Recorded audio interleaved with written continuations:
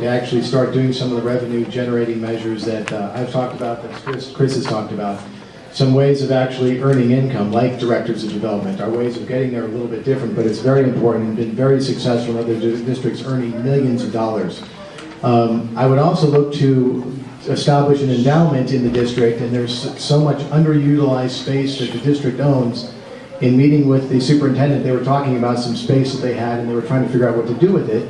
And the concept was, well, why don't you make an endowment out of it, is what I'm thinking. So I certainly would suggest that to current board members, so that if that doesn't pass, that at least we have measures in place to start making money so that we don't have to have an ad hoc campaign. If we don't do that, then we'll probably be forced to have another ad hoc campaign. I did support SOS, had a lemonade stand, worked very hard on that, but I think that it's very difficult in taxing our community to keep asking for that every year. I think we need to make sure that we make programs that work. Thank you first. I think it's a great question, because the question itself is the key to the problem with our current school board. Whether or not Y passes, we should be generating our revenue on our own. If you go to Fairfax High School, which is a Title I school, they've raised $5 million to $6 million. That's from their directors of development. Manhattan Beach, which is a comparable district to us, they've raised $2 to $3 million. Regardless of Measure Y, our school board years ago should have been out there generating revenue with the MTVs and the Yahoos, everything up and down on Colorado Avenue. The directors of development that Jake here mentioned, though we have a different way of going about getting it, we have the same goal in mind. Measure Y shouldn't be the barometer of the school board going out and actually raising the money that needs to be raised so the kids in our classrooms can get the programs they need to keep them.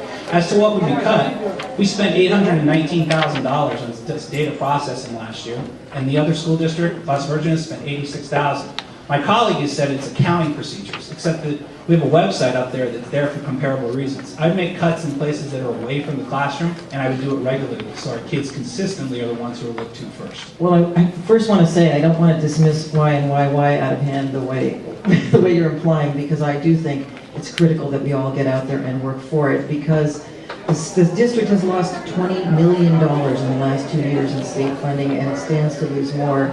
And regardless of how we privately fundraise, and I do think we need to ramp that up and look to many other potential solutions, one of which might be a director of development, we are not going to be able to make up that kind of money very easily. We've got to look to sources of local revenue.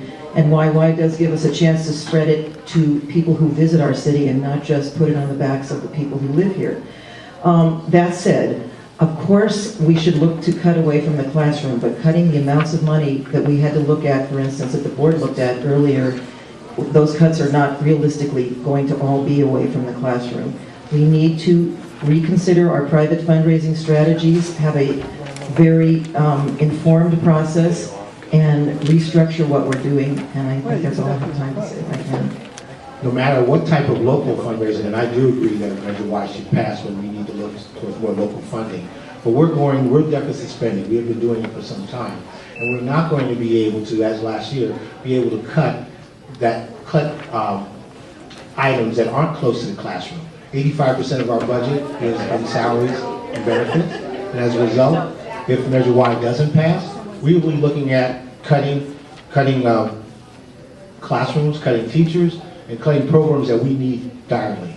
I just want you to understand that this is our planning. Our budget planning is one where we have to have a budget, a balanced budget by June 30th. As we sit here today, our state still doesn't have a budget, and we don't know whether they're going to have a budget by the time we have to make those decisions. We have 70% of our funding that comes from the state, so we will have to make cuts close to the classroom, and we may have to talk about closure of certain schools if that happens. Thank you. We don't do anything creative here. All we're doing is using parcel taxes and bond measures to continue to fund our schools. We deserve better. Our community has so much resources here. I'm proud to serve on the Financial Oversight Committee. One of the charters that we had was revenue enhancements, other ways of non-tax-based ways of generating revenue. Some of my colleagues have already listed some of the ideas that we put forth on the FOC, such as community-wide fundraising, development officers. 20% of our community members have children in our school district. 80% don't. We're not reaching out to them. Why? They love our public schools. Public schools benefit our community, lower crime rates, higher property tax. They want to support us. They just need to be reached out to, and I want to do that when I'm on the board. Thank you. Thank you. There are assumptions that the board doesn't I don't know, doesn't work hard, doesn't care about fundraising, and it's far from it. There's a lot of effort that goes on in the community about fundraising. All our PTAs, are raising significant amounts of money to help their children. Our district receives several $million a year in grants. Now, granted, lots of grants depend on demographics, so much of that goes to Title I schools for music, for reading, for intervention programs. This community, through parcel taxes and through the capital bond measures, contributes greatly to our schools. And it does so because for education, for safety, for property values, Measure Y really is what we should be looking to, because it does involve people who come to our community to pay a part of what it takes for our community to be good. Should we be, asking the community to step up when we need to? Absolutely. Measure Y is what we need to pass right now. I think there are lots of great suggestions here. I'm going to add something new and different. When we look at cuts, we need to look at a different kind of process.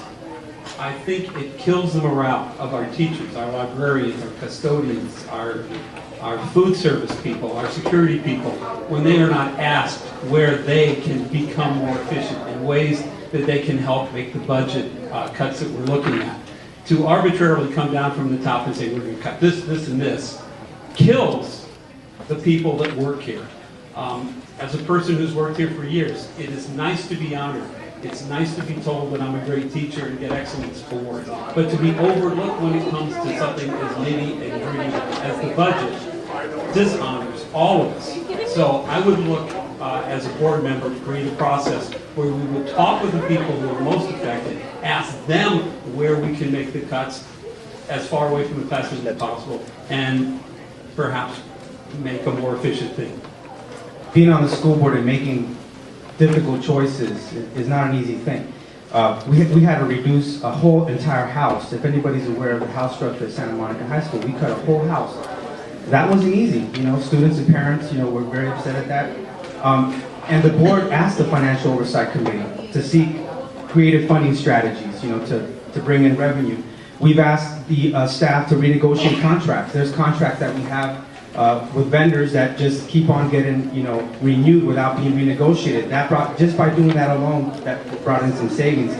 When we passed the policy that I led, which I'm very proud of, to expand contracting opportunities for local businesses, we need to expand partnerships with the business community here in Santa Monica, also with the city of Santa Monica. Let me just say this: Measure Y, from looking at all the statistics in the past, I think is likely to pass. But if it doesn't, the failure of our public schools is unacceptable. The city of Santa Monica is a wealthy city, and we should fund our public schools so that we have adequate resources to educate our children.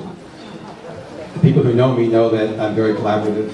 I will talk and work with anybody, so I hope to be re-elected, and the public will speak, and I will work with whoever is elected to the Board of Education. I've listened to 7 other people tell me what they would do, and they are all excellent and awesome people. I endorse them all. I'm not even sure who I want to vote for right now. I love me. My wife's going to vote for me. She's 35 years in the district too, and I hope that I get some support from Malibu. But I have no problem with any of the incumbents, with any of the challengers. They are wonderful and bring incredible credentials.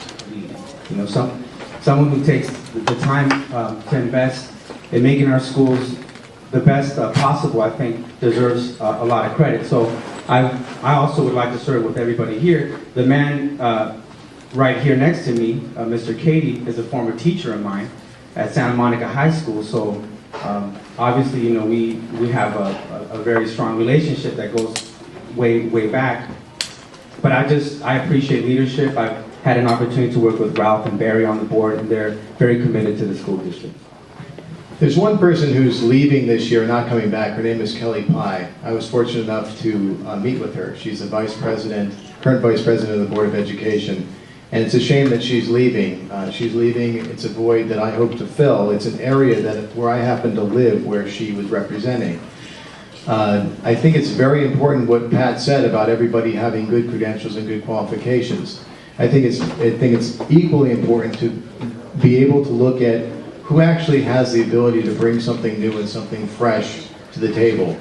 I have very specific goals in mind, and I really welcome us all staying committed to this no matter what. I ran out of time, I was actually going to tell you. But You're going to tell us? So tell us, right now. yeah, I mean, I actually think that, do you mind if I give a suggestion on the roads? I think we should answer because people are asking.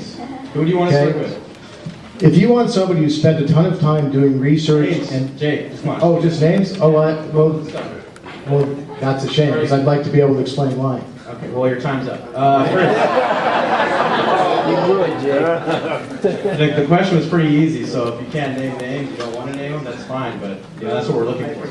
I think we're an educated community, and I think we all realize that when you run for Board of Education or any spot, you need to be able to answer the question straight on. So I'm going to give you a straight answer. Everybody here is a very nice person, and everybody here means well. The person I'd most want to serve is sitting to my right, and that's Jake Bostel. That's because Jake, just like myself, is willing to stand up and say we need to make some changes, and the changes have to be drawn to the classroom and from the classroom. And while I respect what everybody here is saying and what everybody here tries to do, I think Mr. Wachtel is the one who best represents, aside from myself, what can be done, what should be done, and what I hope will be done. Thanks, Chris. I too feel very strongly that I am a team player, and I know all of these people well enough to say that I could serve with any or all of them, and I think effectively. With respect to Kelly Pye, who Jake mentioned, I do want to say that she's endorsed me, actually, and our kids went to elementary school together and high school together. I know her very well, and I think she and I share a lot of values, and I would hope to continue some of the work that she's done. I think part of being a board member is where we become a family on some level, and you have to be a collaborator, and as a family, there's times when we disagree.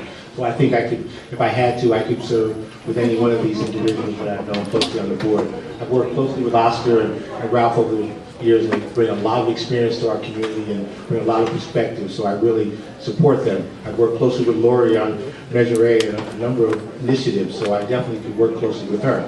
I have an issue with how Chris Bly talks about the board. I've got a perspective that he doesn't realize that it's not one board member, but it's a group of members that make an issue. So I don't know. Thanks, Chris Bly. Thanks, Mary. Special skill set that they bring to the table, and I know what I offer. You know, I've got a financial and law background, and I've got 2 kids in the school district. I want board members that are going to complement me, because we need all of these skill sets in there. We need change. We're unprecedented times. We can't go with the conventional wisdom. Incumbents don't mean automatic bids. We want change, and we need to start now. Our kids deserve better, and I want to make sure they get it. Yes. Yes. No. No. Yes, assuming we can do a good performance evaluation. No. No, unless the teachers' union really wanted to negotiate for that, and they felt that the majority of their members wanted it. Thank you. School board has